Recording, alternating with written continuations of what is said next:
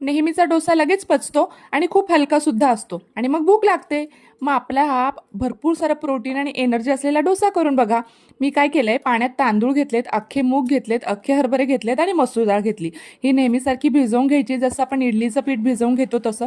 त्यातच आपण नाचणी सुद्धा घालू शकतो. आणि हे भिजून झालं की मग आपण ते मिक्सरला लावून छान बारीक पेस्ट करून घ्यायची आणि त्याला भरपूर सारं फेटून घ्यायचंय, कारण त्यात हवा गेली पाहिजे आणि फर्मेंट झालं पाहिजे. हे बघा, छान फर्मेंट झालेलं आहे, भरपूर पीठ वरती आलंय. आता यात पाणी टाकून आपल्याला हवी तशी आपण कन्सिस्टन्सी मेंटेन करून घ्यायची. मी यात पाणी टाकून पुन्हा एकदा फेटून घेतलंय आणि लगेच आपण तव्यावरती बटर लावायचंय किंवा तूप लावायचंय आणि हा डोसा बॅटर ह्यात पसरवून घ्यायचा आहे. हा डोसा इतका खमंग होतो, इतका क्रिस्पी होतो.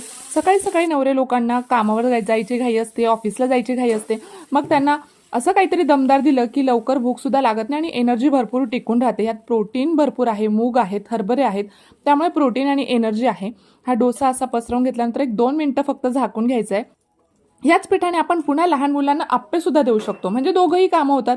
लहान मुलांचा टिफिन पण होतो आणि आपला नाश्ता सुद्धा. आता या डोस्यावरती बटर किंवा तूप लावून पुन्हा एकदा पसरवून घ्यायचं आहे आणि तो एकदा पलटून झाला की छान खमंग क्रिस्पी डोसा तयार होतो. आता याला अजिबात काढायची सुद्धा गरज नाही, तो ऑटोमॅटिक असा वरती येतो आणि असा क्रिस्पी डोसा आपला तयार आहे. आता टोमॅटोची चटणी मी ह्यासोबत केली होती, ती ऑलरेडी मी आपल्या चॅनलवरती अपलोड केली आहे. जर तुम्हाला टोमॅटोची चटणी हवी असेल तिथे तुम्ही जाऊन बघू शकतात. आणि आपला नाश्ता तयार आहे. Thank you so much for watching. Bye bye. नक्की ट्राय करून बघा.